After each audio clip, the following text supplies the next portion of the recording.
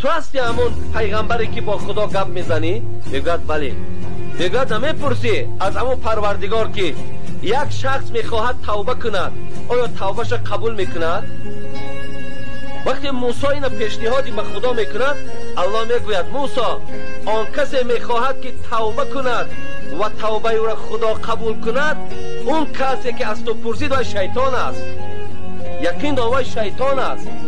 مقصد موسی را با شیطان شناس کرد و با موسی چی گفت؟